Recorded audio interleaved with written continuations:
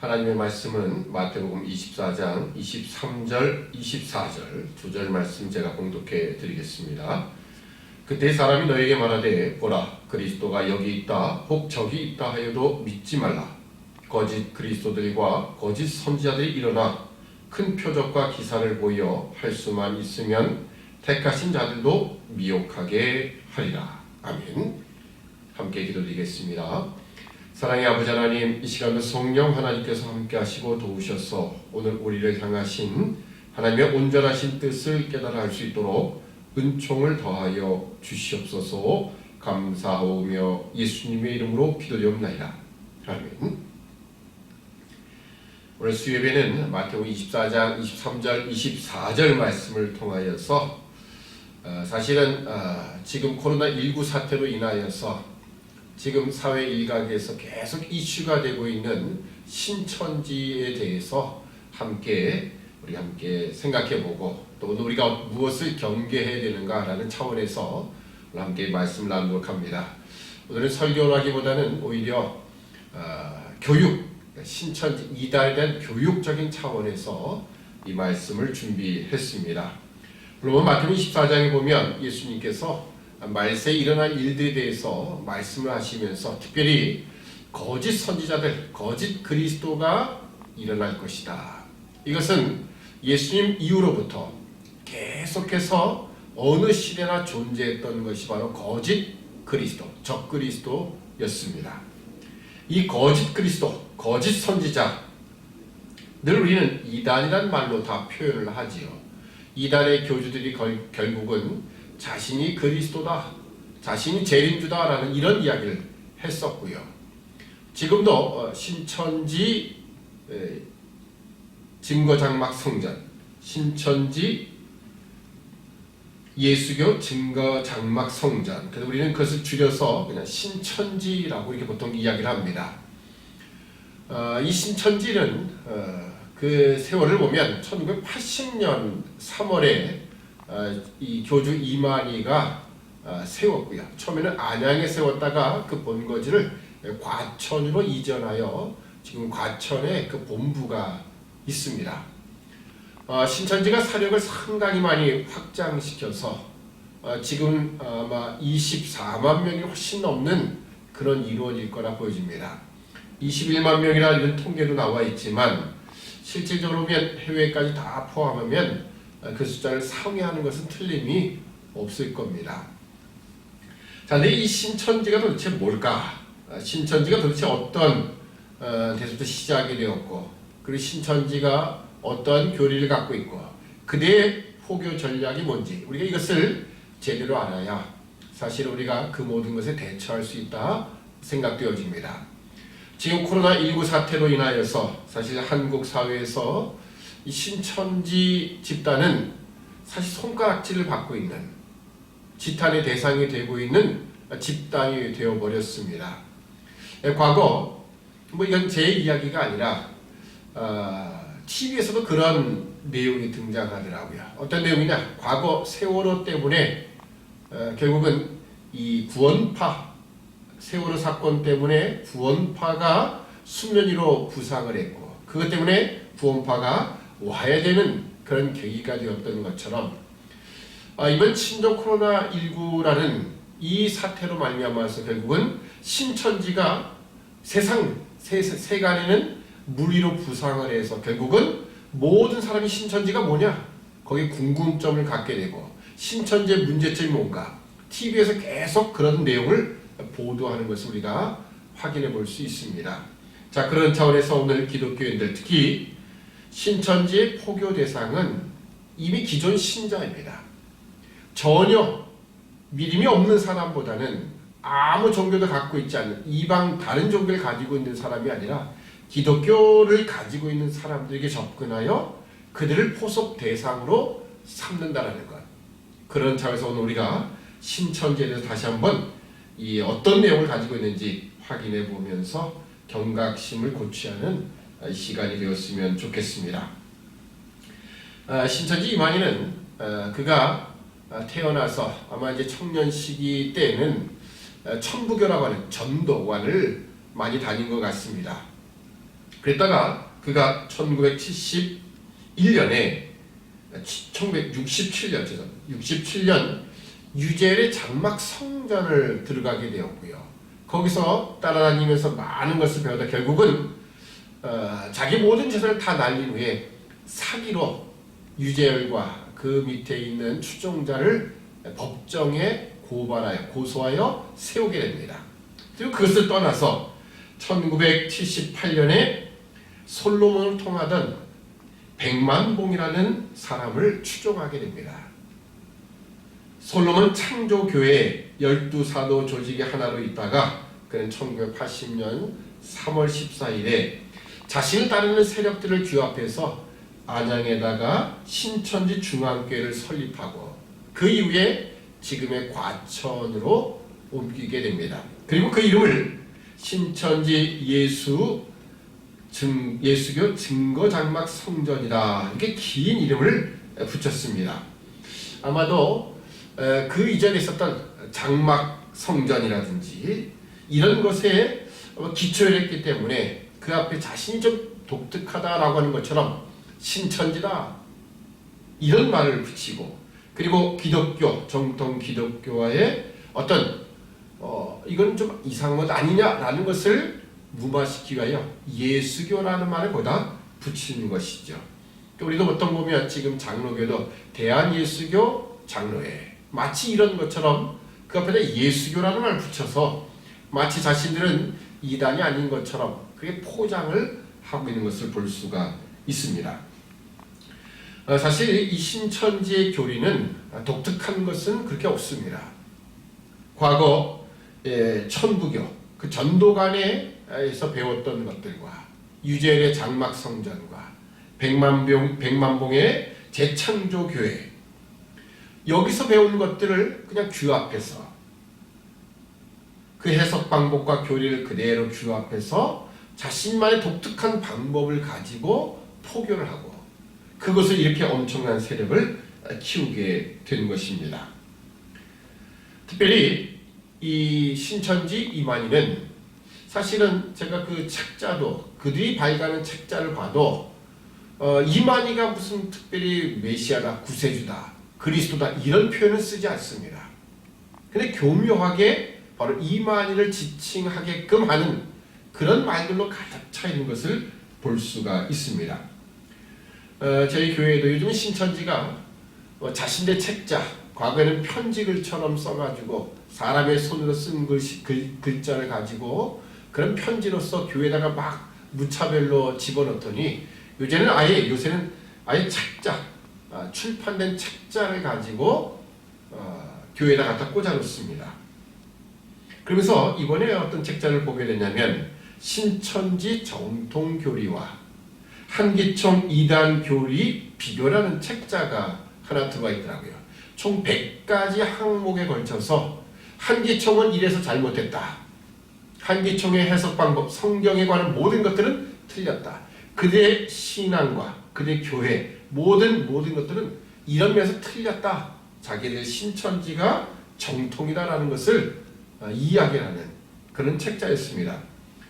거의 한 면에 한 테마씩 이렇게 해서 다루게 되었고요. 그게 총 100개가 들어있는 그런 책자였습니다. 사실 제가 그건 다 보지는 않았어요. 봐도 무슨 이게 터무니없는 이야기를 하고 있을까라고 하기 때문에 다 보지 않고 중간중간 몇 개씩 이게 눈에 띄는 몇 가지 제목들만 보게 되었고요.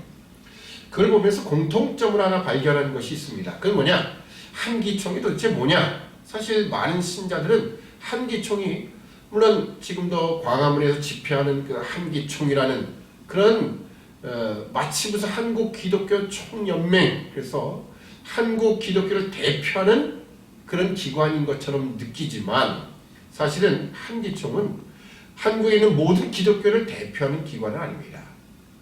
물론 한기총에 소속된 교단들이 여럿이 있지요. 대부분의 좀 중요한 교단들도 거기에 들어가는 건 맞습니다. 그러나 보수축이라는 교단들은 한기총에 들어간 교단이 없습니다. 거기에 이 자신이 말하는 그 신천지 교리와 한기총에서 말하는 것들을 이렇게 비교하는 내용을 보면 한기총 소속 교단의 무슨 목사가 아마 책이든 아니면 인터넷상이든 어느 설교하는 그 본문 속에서 나타나는 것을 발췌했는지 아주 짤막하게 어떤 한기총 소속 교단의 무슨 모모 목사가 이런 말을 했다. 성경 어느 부분에서 이런 해석을 했다라는 것을 써놓고 그 부분에 대해서 자신의 신천지 교리를 이렇게 한 면을 다 메꾸는 그런 식의 그런 책자였습니다. 근데 보면 제가 이해를 못하는 것은 바로 한기총 교단에 속한 어떤 아무개 목사의 그 성경 부분에 대한 해석에 그 관한 이야기예요. 이게 정말 그들이 그렇게 얘기를 했느냐? 실제로 그렇게 이야기하는 것조차도 정통 해석 방법에서 어긋난 것들이 많아요.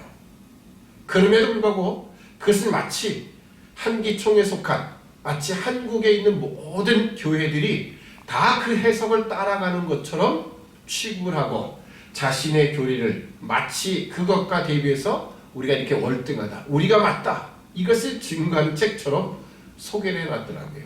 그러니까 그 책자를 아마 제대로 성경을 알지 못하고 또 정통 교회의 해석 방법을 모르는 사람이 볼 때는 야, 한기총이 틀렸고 신천지가 맞구나라고 느낄 수밖에 없도록 그렇게 책자를 구성해 놓았습니다. 그러니까 앞뒤 다 제거해버리고 어떤 한 문장만 딱 들어서 한기총은 다 이렇게 해석한다, 이렇게 표현하는 거예요. 근데 제가 그 내용을 보면 나도 그렇게 해석을 안 한다. 물론 신천지와 전혀 우리는 생각이 다르지만 그 보통 한기총 교단에서 쓴 말들을 이렇게 보면 이게 과연 정통 해석인가라고 할 정도로 좀 터무니없는 이야기도 많습니다. 그러니까 그게 실제가 아닌 것 같아요. 자, 그런 것처럼 신천지는 자신들의 교리가 뭔지, 사실 그 교리를 말하는 사람들 보면 전부 신학 강사 누구, 신학 강사 누구, 이런 한 테마별로 신학 강사 누구 계속 썼는데 아마 자기 신천지 안에서 사람들에게 교리를 이렇게 연구해서 가르쳐주는, 사실 이만희가 다 만든 건 아닙니다.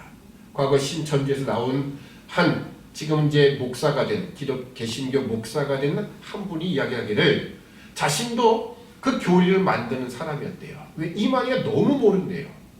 너무 허점이 많고 앞뒤가 많이 맞지 않아서 결국은 그 이만희의 그 밑에 있는 많은 사람들이 다시 교리를 만들어내는 거예요. 그러니까 이만희가 전체 교리를 만들었다 그런 것도 아닙니다. 오히려 그 밑에 있는 사람들이 자신들의 조직을 더 견고하게 만들기 위해서 이것도 연구하고 저것도 연구해서 그렇게 계속해서 교리를 만들어 체계화 시키는 거예요. 물론 그 체계화 시킨 교리가 뭐 말이 맞지 않는 건 틀림없고요. 자, 그래서 이제 그들의 교리를 보면 그들이 가장 성경 해석, 교리 전체를 다룰 수는 없고요. 성경 해석의 방법을 보면 일차적으로 이런 내용들을 가지고 있습니다. 계시록에 보면 인자가 구름을 타고 오신다라고 했는데 이 구름을 타고 온다, 인자가 구름을 타고 온다는 것은 성령께서 육체로 오신다라고 이렇게 해석을 합니다. 도대체 그게 무슨 해석법인지는 저도 모르겠어요. 그렇게 해석하는 것조차가 맞질 않으니까요. 근데 인자가 구름을 타고 오신다, 마지막 재림의 모습을 해석하면서 성령께서 육체로 오신다는 뜻이며 재림주는 예수라는 이름이 아니라 다른 이름으로 오신다라고 주장을 합니다. 결국 왜 다른 이름으로 온다고 하겠습니까? 결국 이만희가 다른 보혜사, 다른 이름으로 오시는 보혜사 성령이라고 하기 위해서지요. 그래서 성경을 견광부회식으로 자기에게 끌어다 맞추기 위해서 이렇게 해석을 하고 저렇게 해석을 하고 그걸 다 종합을 하는 겁니다.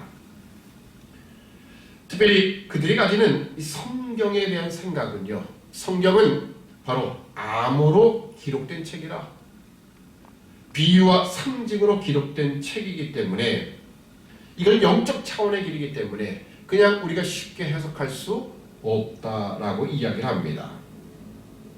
그리고 그들이 가진 영생에 대한 이야기는요, 믿는 자는 영생한다고 하셨으니 실제로 믿는다면 실제로 영생해야 마땅하다는 거예요.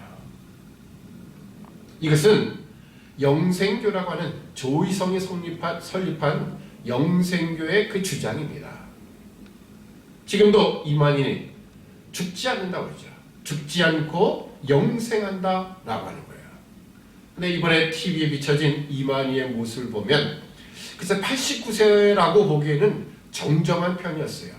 그래도 보면 그 얼굴이나 또 귀로 잘 듣지 못하는 것 때문에 보면 저 늙었구나. 사람이 늙는다는 건 뭡니까? 죽는다라는 거죠. 영원히 죽지 않으면 사실 늙지 않아야 정상인 겁니다. 근데 그렇게 늙어가는 모습을 보며 옆에서 누가 큰 소리로 말해주지 않으면 듣지 못하는 그를 보면서도 죽지 않고 영생한다고 믿는 거예요. 사실 이 신천지는 이만희만 죽으면 사실 그 세력은 엄청나게 줄어들 겁니다. 근데 제가 이렇게 이단들을 보면서 이단들은 사실 쉽게 없어지진 않습니다. 왜냐하면 신천지가 가지는 가장 큰 세력이 뭐냐면 그 힘이 뭐냐? 기업을 만드는 거예요. 많은 돈을 갈취한 다음에 그것으로 기업을 사고 땅을 사고 그래서 그 속에 자신의 교인들을 갖다 심어 놓는 거예요. 그러니까 먹고 사는 문제가 언제나 이단들에게는 그 안에 다 들어있기 때문에 그걸 떠나지 못합니다.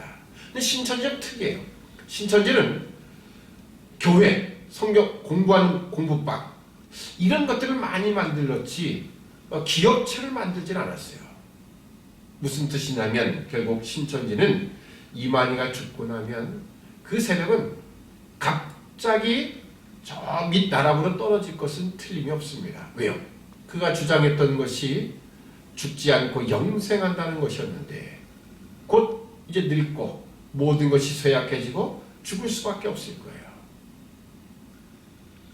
아마 모르긴 몰라도 그것이 나타나진 않지만 이번에 이만희 검체 채취를 법으로 강제 집행을 했죠. 근데 아무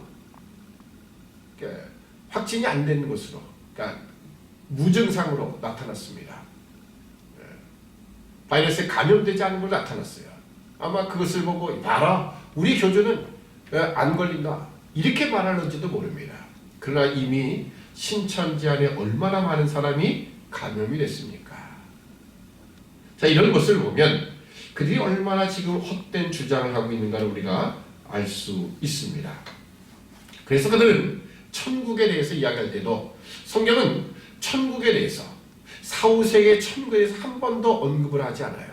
기껏 해봤자 누가복음에 있는 거지 나사로와 부자의 이야기 가운데 등장하는 그런 모습 그것도 아브라함의 품이라는 그런 한정된 단어로 표현하고 있을 뿐입니다.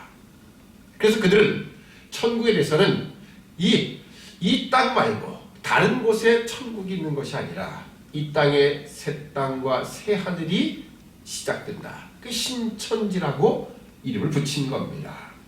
지상 천국, 신천지를 주장하는 거죠. 이건 아마도 여호와 증인과도 비슷할 것입니다.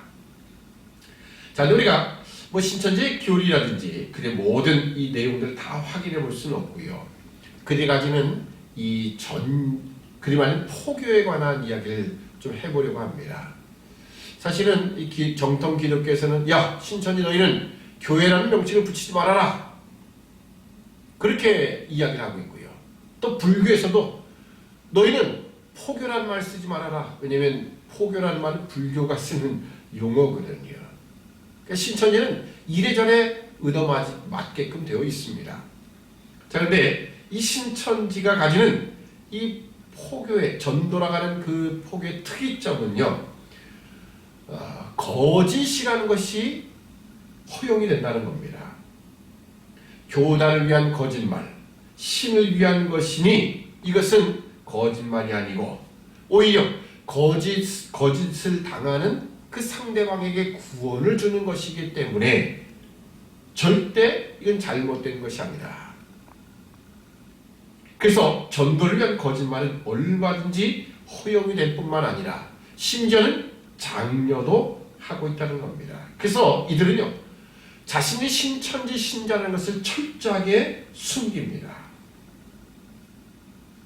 이런 통일교라든지 여호와 증인들은요, 밖에 나가서 그냥 같이 전달, 우리는 어디다 라고 그냥 전해요. 근데 신천지는요, 자신들 숨깁니다. 물론 요즘은 신천지라고 해서 두 명이 짝지어서 뭐 저기 공원 같은 데서 포교라는 것도 볼 수가 있습니다.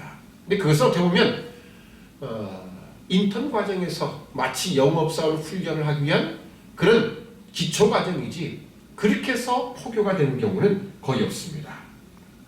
그들은 독특한 방식으로 바로 그 신천지 교인들을 만들어낸다는 겁니다. 그래서 그들은 어떤 방법으로 이 어떤 거짓말을 통해서 그들의 세력을 불리게 되었는가?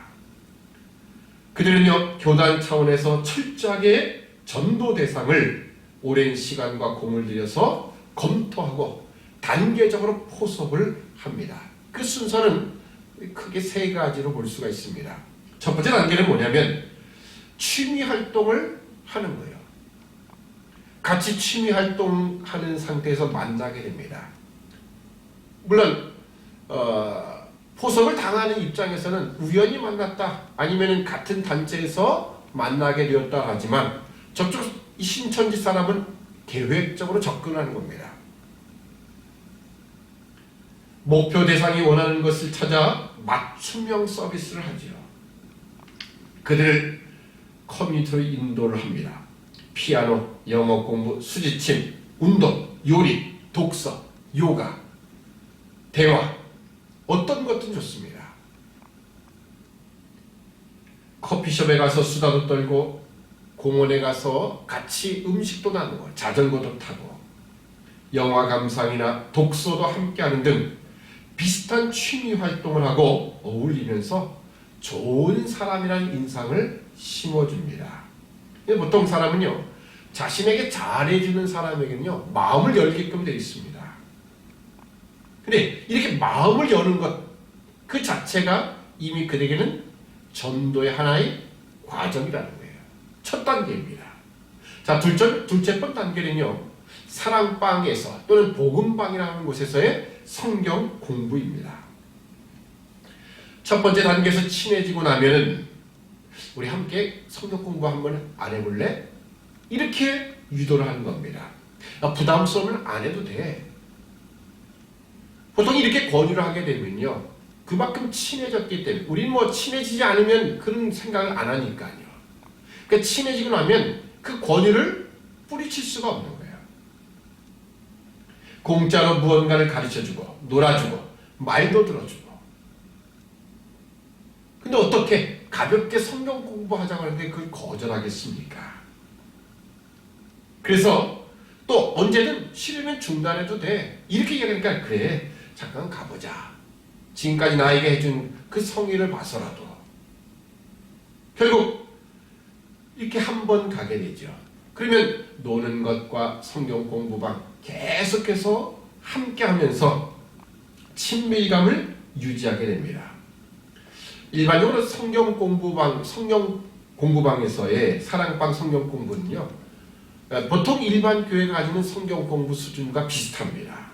의심을 받지 않는 그런 내용들을 해요. 그러니까는 전혀 이건 잘못된 데가 아니구나, 처음부터 이상한 것을 가르치면 이건 아니다 하겠는데, 그냥 일반적인 성경 공부하는 식으로 하기 때문에 전혀 거부감이 없습니다.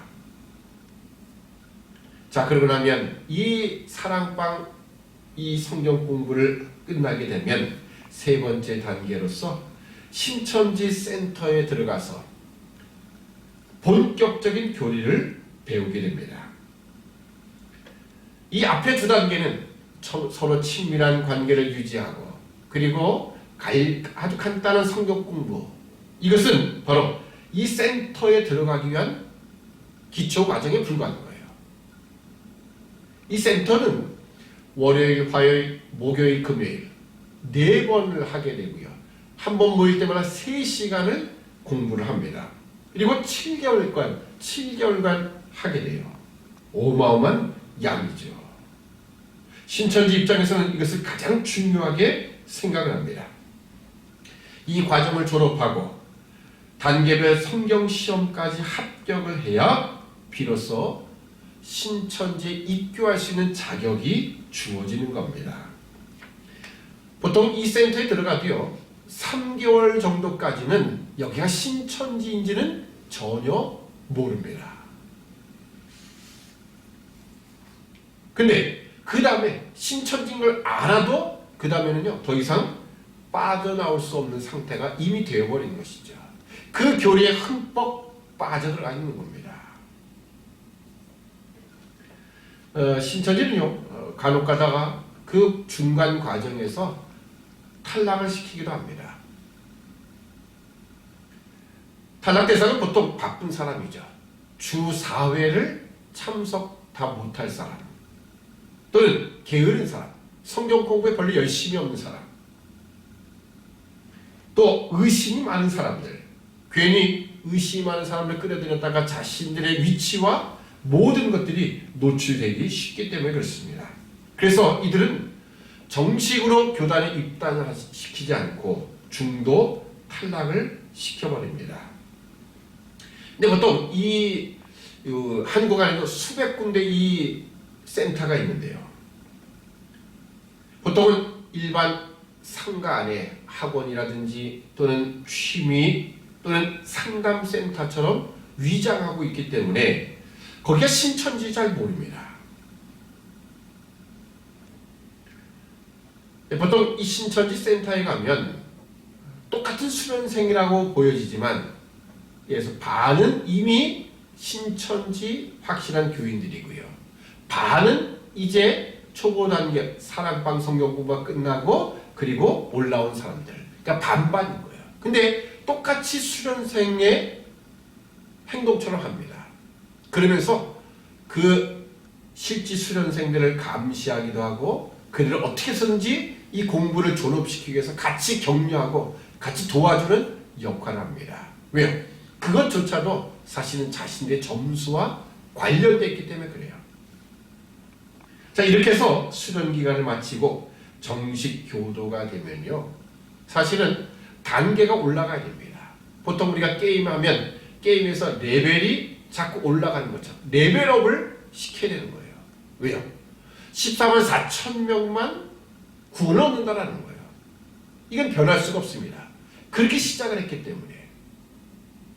그러니 지금은 21만이 넘었고 24만 이렇게 되는데 어떻게 14만 4천만 구원받는다고 하겠습니까? 그러니까 그 14만 4천이라는 한정된 인원에 들어가기 위해서는 자꾸 자신의 수준을 레벨을 높여야 되는 겁니다.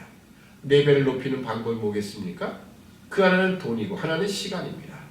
돈과 시간이에요. 그럼 보통 게임에도요. 게임의 레벨이 올라가려면 어떻게 합니까? 돈을 많이 들여야 돼요. 오락실에서 오락을 아주 잘하는 친구들 공통점이 있죠. 돈을 많이 들였다, 시간을 많이 들였다. 이 두 가지입니다. 그래야 레벨이 업되는 거예요.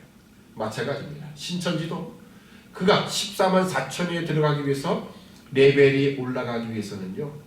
돈과 시간이 들어갈 수밖에 없는 거예요. 돈이라는 것은 뭐 헌금이라고 할 수 있겠고요. 시간이라는 것은 성경 공부와 전도입니다. 추수꾼의 역할을 하는 거예요. 때로는 자신들이 가지는 재능을 기부한다고 그러죠. 그 재능 기부를 통해서 다음 또 포섭하는 대상에게 자신의 재능을 가지고 같이 접근하여서 그걸 가르쳐주고 나눠주고 그렇게 해서 그를 포섭하는 거예요.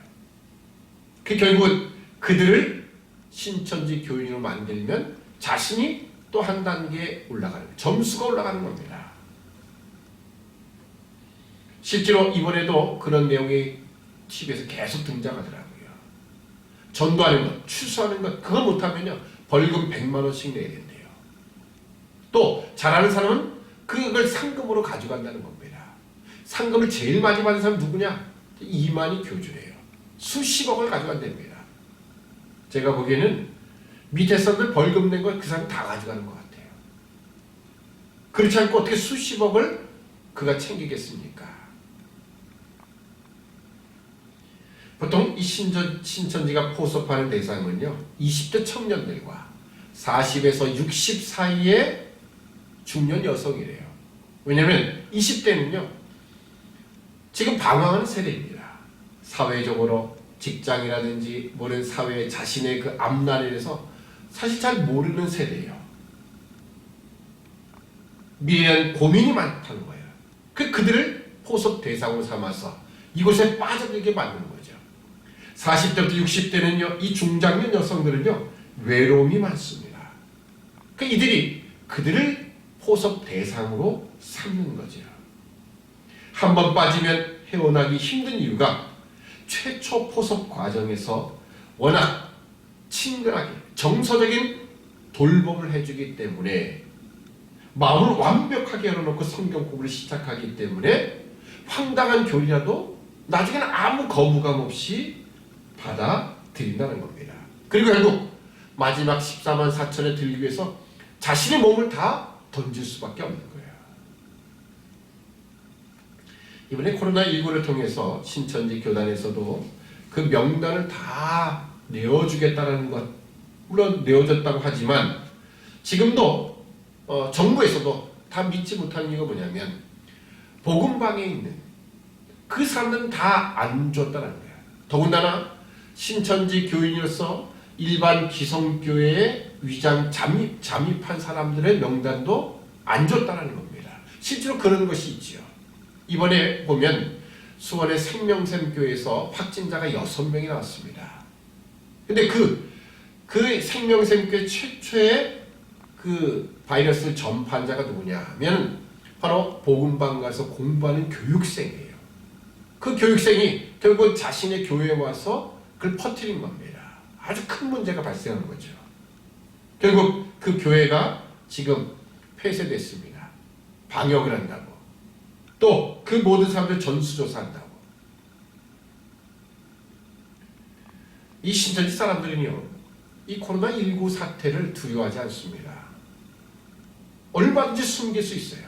이번에도 확진자를 그 복음방, 그 쪽방에 찾아간 거야. 이미 폐쇄됐지만 혹시나 해서 봤더니 그 안에 인기척이 있는 거야. 결국은 문을 열게 했습니다.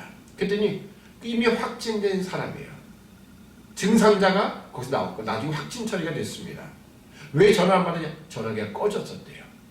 계속 꺼져 있었다는, 이 꺼져 있다는 게 말이 되겠습니까? 꺼놓은 거죠. 그들은 이 코로나19가 두려운 게 아니라 내가 14만 4천 명에 드느냐 안 드느냐, 그게 중요한 거예요. 얼마든지 거짓을 할 수 있고요, 속일 수 있고 자신을 은폐할 수 있다는 겁니다. 이것이 바로 그들의 교리 안에 나타나 있는 겁니다. 아마 앞으로 신천지가 지금 압류를 하고 그리고 조사를 하고 아마 많은 법적으로 잘못된 일이 드러나게 되면 아마 처벌을 받겠죠. 근데 신천지는요, 쉽게 무너지지 않을 겁니다. 왜냐하면 물론 당장 재산이 안 믿을 수 있어요. 그러나 어차피 차명으로 숨겨놓은 재산이 어마어마할 겁니다. 그리고 간부들 중에서 몇몇이 감옥에 다녀올 수 있을 겁니다. 그러나 여러분, 각 교회에 위장 잠입한 추수꾼들이 드러나지 않는다면 결국은 이 신천지는 얼마 안 돼서 다시 그 돈을 가지고 또 세워나갈 겁니다. 그래서 바로 이 신천지가 우리가 제일 조심해야 될 부분입니다. 마지막으로 우리가 신천지를 어떻게 구별할 수 있겠는가? 만약에 성경 공부하는 곳에 갔다. 근데 이런 말을 한다면 이건 신천지가 틀림이 없다는 것을 여러분 기억해야 됩니다. 성경은 성경으로 풀어야 된다는 말이에요. 사실 이게 맞는 말입니다. 성경은 성경대로 풀어야 맞습니다. 근데 그들은요, 그냥 성경 글자 그 자체를 말하는 겁니다. 그래서 그들은 우리는 성경만을 가지고 한다는 거예요. 다른 거 안 보고 성경만 보고 한다는 거예요. 그래서 그들이 고집하는 성경은 개역 한글판 성경입니다. 왜냐하면 개역 한글판이 아닌 다른 성경을 보면 글자 자체가 달라져요. 용어도 달라지고 말뜻도 전혀 달라지는 게 너무나 많습니다. 오히려 뒤에 나온 번역들이 훨씬 더 원문의 뜻에 가까울 수 있죠. 그럼에도 불구하고 그런 개역 한글을 고집하는 거예요. 물론 오늘 우리 당아제일교회도 개역 한글판을 제가 고집하고 있어요. 그 고집이라기보다는 더 돈을 들여서 다른 성경 아직 살 필요는 없다라고 생각하는 것이지 개역 한글판만이 진짜다 이런 이야기는 아닙니다. 여러분에게 돈 주고 성경을 또 사고 찬송가 바뀌면 또 사고 성경 조금 바뀌었다가 또 사고 그러지 말라고 한 제가 그냥 고집을 하는 겁니다. 언젠간 바꿀 수는 있어요. 근데 이 신천지는요 개역 한글판 성경을 바꿀 수는 없습니다. 바꾸면 그대 교리는 완전히 무너지는 거예요. 그리고 그들이 하는 말은요 여기서 성경 공부하는 것, 여기서 말씀 배우는 것 그 누구에게도 말해서는 안 된다. 반드시 신천지입니다. 이들이 하는 말 가운데를 보면요 씨나 열매, 양식, 지팡이 이런 말을 많이 합니다. 이걸 다 뭐라고 해요? 말씀으로 대비하는 거예요. 씨는 말씀이다. 물론 성경에 써있지요. 그렇지만 성경의 모든 씨가 다 말씀을 비유하느냐? 그렇지는 않습니다. 비유 안에서는 그럴 수 있지만 그렇지 않은 것도 많아요. 또는 나무나 눈은 사람이고 열매나 고기는 성도를 말한다. 이런 용어를 쓰면 결국은 다 신천지입니다.